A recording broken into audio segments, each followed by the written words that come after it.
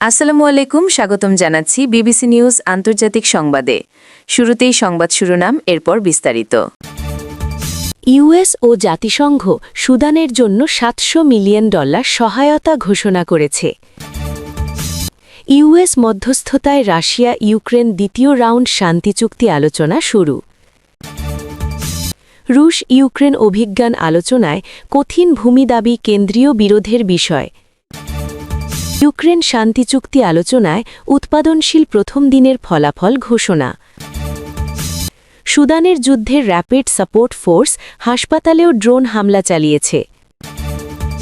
আপনি যদি ইসরায়েলি আগ্রাসনের অবসান চান এবং গাজার মানুষের শান্তি কামনা করেন, তাহলে আমাদের চ্যানেলটি সাবস্ক্রাইব করে আমাদের পাশেই থাকুন। আমরা গাজার সর্বশেষ ও গুরুত্বপূর্ণ সব খবর আপনাদের সামনে নিয়মিতভাবে তুলে ধরব।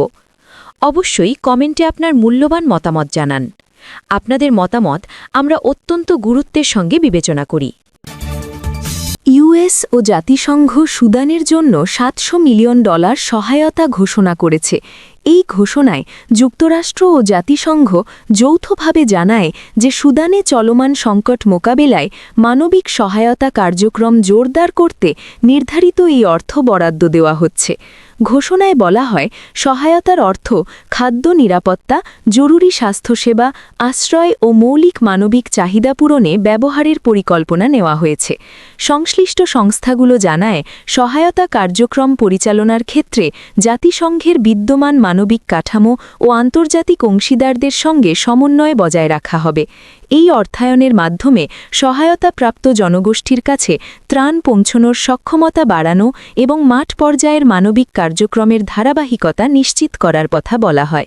ঘোষণায় আরও উল্লেখ করা হয়, সহায়তার অর্থ ব্যবহারে স্বচ্ছতা ও তদারকি নিশ্চিত করতে নির্দিষ্ট পদ্ধতি অনুসরণ করা হবে এবং আন্তর্জাতিক মানদণ্ড অনুযায়ী বিতরণ প্রক্রিয়া পরিচালিত হবে। ইউএস মধ্যস্থতায় রাশিয়া ইউক্রেন দ্বিতীয় রাউন্ড শান্তি চুক্তি আলোচনা শুরু। এই উন্নয়নে যুক্তরাষ্ট্রের মধ্যস্থতায় রাশিয়া ও ইউক্রেনের প্রতিনিধিদের মধ্যে শান্তি চুক্তি সংক্রান্ত আলোচনার দ্বিতীয় ধাপ শুরু হওয়ার তথ্য জানানো হয়।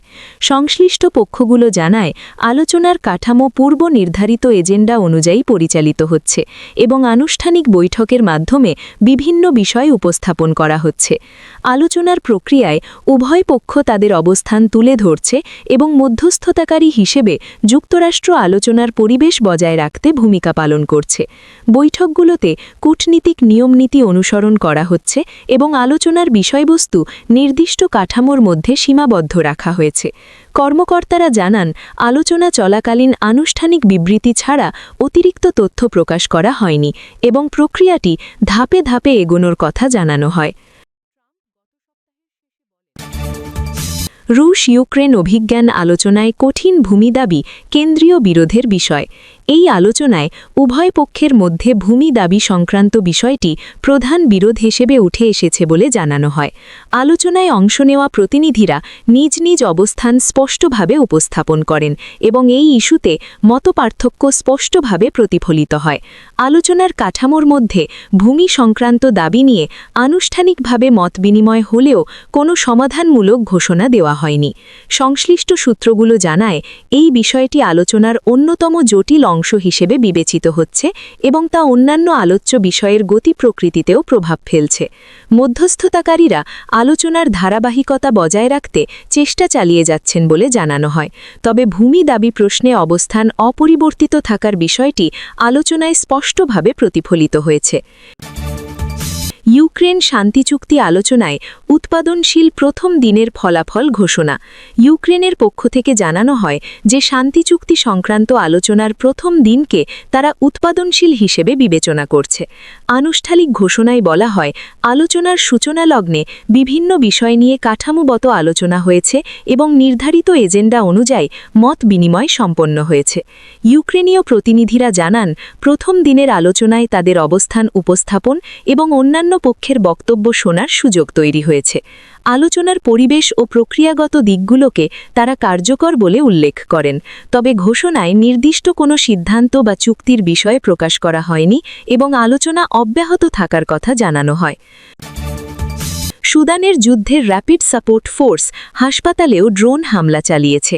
এই খবরে জানানো হয় যে সুদানে চলমান সংঘাতের মধ্যে র্যাপিড সাপোর্ট ফোর্সের পক্ষ থেকে হাসপাতাল লক্ষ্য করে ড্রোন হামলার ঘটনা ঘটেছে। সংশ্লিষ্ট তথ্য অনুযায়ী এই হামলায় চিকিৎসা স্থাপনা ক্ষতিগ্রস্ত হওয়ার বিষয়টি সামনে আসে এবং ঘটনাটি আন্তর্জাতিক পর্যায়ে উদ্বেগের সৃষ্টি করে।